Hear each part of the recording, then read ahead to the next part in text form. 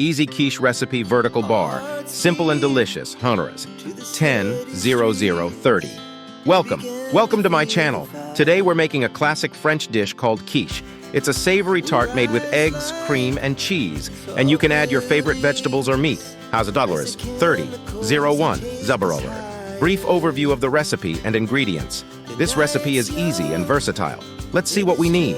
Presentation of ingredients. 1 minute. 01-00-01-30. List of ingredients. Show the ingredients arranged on a table. 1 pre-made pie crust. 4 eggs. 1 cup heavy cream. 1 cup grated cheese, for example, Gruyère or Cheddar.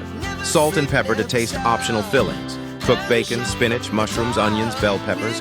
Preparation. 10-12 minutes. 01-30-02 Zabarollers. Preparing the crust. First, preheat your oven to 375 degrees Fahrenheit, 190 degrees Celsius. Place the pie crust in a pie dish and set it aside. 02-00-03 Zabaroller. Mixing the filling. In a large bowl, whisk together the eggs, heavy cream, salt, and pepper until well combined. 03-00-04 Rollers.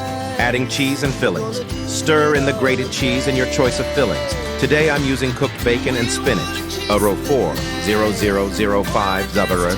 Filling the crust. Pour the egg mixture into the prepared pie crust, spreading it out evenly.